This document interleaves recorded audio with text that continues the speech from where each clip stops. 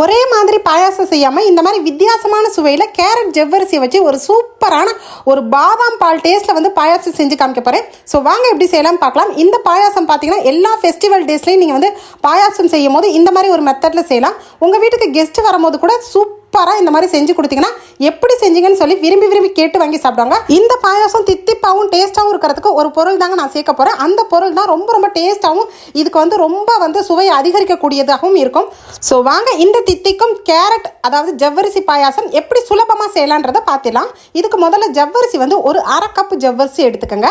அதாவது இது வந்து 100 கிராம் ஜவ்வரிசிங்க, மாவு ஜவ்வரிசின்னு சொல்லுவாங்க பார்த்தீங்கன்னா, அந்த மாதிரி நல்லா வெள்ளை கலரில் இருக்கும். இதை வந்து நல்லா வாஷ் பண்ணிவிட்டு 1 மணி நேரம் தாராளமாக ஊற வச்சுருங்க. ஏன்னா இந்த 1 மணி நேரம் நம்ம ஊற வைக்கும் போது ஜவ்வரிசி நம்ம ஊறி வரதோட நல்லா வெந்திருக்கும். பால் பாயாசம் வந்து சாப்பிட்றதுக்கு ரொம்ப டேஸ்ட்டாகவும் இருக்குங்க. இது அப்படியே இருக்கட்டும். இப்போ நம்ம ஸ்டவ் ஆன் பண்ணிவிட்டு நம்ம பாயாசம் ரெடி பண்ண ஆரம்பிச்சிடலாம். ஒரே ஒரு ஸ்பூன் மட்டும் நெய் சேர்த்துக்கலாம். நெய் சேர்த்துட்டு இதில் பார்த்தீங்கன்னா முந்திரி திராட்சை நான் சேர்த்துருக்கேன். அதாவது 2லேருந்து 3 ஸ்பூன் சேர்த்துக்கங்க. இது எல்லாமே நல்லா வந்து இந்த நெய்யிலே வறுத்து தனியாக எடுத்து வச்சுருங்க. ஸோ இது வந்து உங்களோட அளவுகள் தான், கொஞ்சம் அதிகமாக வேணுன்னா கூட நீங்கள் சேர்த்துக்கலாம். இப்போ வந்து ஒரு 4 ஸ்பூன் அளவுக்கு கேரட் துருவல் இதில் நான் சேர்த்துருக்கேன். இந்த 4 ஸ்பூன் கேரட் துருவலை வந்து நல்லா வந்து வாஷ் பண்ணிவிட்டு கேரட்டை துருவிட்டு நெய்யிலே வறுத்து வச்சிடலாம். இப்போ ஜவ்வரிசி பாருங்கள் நல்லா ஊறி இருக்குது. இந்த ஊறின ஜவ்வரிசியை நம்ம வந்து ஒரு 100 கிராம் ஜவ்வரிசியை இதோட சேர்த்து ஆட் பண்ணிவிட்டு நல்லா வறுத்துடுங்க. ஸோ இந்த நெய்யிலே சேர்த்து வறுக்கும் போது நல்ல கமகமக்கும் வாசனை இருக்கிறதோட சீக்கிரத்திலே வெந்துருங்க. இப்போ நல்லா மணக்க வந்து வறுத்ததுக்கப்புறம் 3 கப் அளவுக்கு தண்ணி சேர்த்துட்டு நல்லா வந்து வேக வச்சிருங்க. இப்போ இது நல்லா வெந்ததுக்கப்புறம் நம்ம சேர்க்கக்கூடிய ஒரு முக்கியமான பொருள் தாங்க நான் சொல்லக்கூடிய பொருள். அந்த சீக்ரெட்டான பொருள் தாங்க கல்கண்டு. நீங்கள் நார்மலாக சக்கரை சேர்த்து பாயாசம் செய்கிறதுக்கும் இந்த மாதிரி கல்கண்டு 1 கப் சேர்த்துக்கலாம். இது பார்த்தீங்கன்னா 200லேருந்து 250 கிராம் அளவுக்கு இருக்கும்.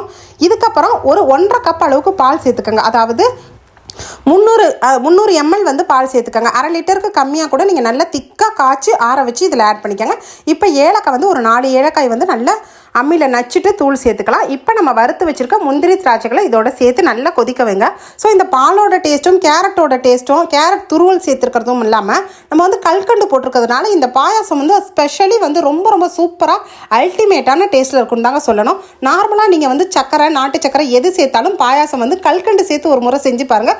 ரொம்ப ரொம்ப சூப்பராகவும் சுவையாகவும் இருக்கும். பாயாசம் ஒரு வித்தியாசமாக வந்து ஒரு பாதாம் கீ டேஸ்ட்டில் இருக்குங்க இந்த பாயாசம். இப்போ வந்து நல்லா சுட சுட நமக்கு பாயாசம் ரொம்ப கமகமக்கிற மாதிரி ரெடி ஆயிடுச்சு. இதை வந்து நான் வந்து இன்னைக்கு எங்கள் வீட்டுக்கு வந்திருக்க கெஸ்ட்டுக்கு வந்து கப்பில் வந்து சர்வ் பண்ணி கொடுக்குறேன். ஸோ அவ்வளோ விரும்பி சாப்பிட்டாங்க. ஸோ இந்த பாயாசம் நார்மலான பாயாசத்தோட வித்தியாசமாகவும் டேஸ்ட்டாகவும் இவ்வளோ சூப்பராக இருக்குது, பாதாம் கீர் மாதிரி இருக்குன்னு சொல்லி சாப்பிட்டாங்க. ஸோ நீங்களும் இதே மெத்தடில் வந்துட்டு ரொம்ப சூப்பரான ரொம்ப ஸ்பெஷலான கேரட் ஜவ்வரிசி பாயாசத்தை ஒரே ஒரு முறை ட்ரை பண்ணி பாருங்கள். அப்புறம் இப்படி தாங்க செய்வீங்க. உங்கள் பசங்க வந்து வித்தியாசமான இந்த பாயாசத்தை கேட்டு வாங்கி சாப்பிடுவாங்க. ஸோ இன்னைக்கு நான் செஞ்சு காமிச்ச இந்த டிஃப்ரெண்ட்டான பாயாசம் வீடியோ உங்களுக்கு பிடிச்சிருந்தா நம்ம வீடியோக்கு மறந்துடாமல் லைக் போட்டுக்கோங்க. இந்த மாதிரி வித்தியாசமான வீடியோக்கள் வேணும்னா நம்ம பேஜை தொடர்ந்து ஃபாலோ பண்ணிக்கோங்க. இன்னைக்கு இப்போவே இந்த யூஸ்ஃபுல்லான சூப்பரான பாயாசம் வீடியோவை உங்கள் ஃப்ரெண்ட்ஸ் அண்ட் ஃபேமிலி ரிலேட்டிவ்ஸ்க்கு நிறைய ஷேர் பண்ணிக்கோங்க. தேங்க்யூ. தேங்க்ஸ் ஃபார் வாட்சிங்.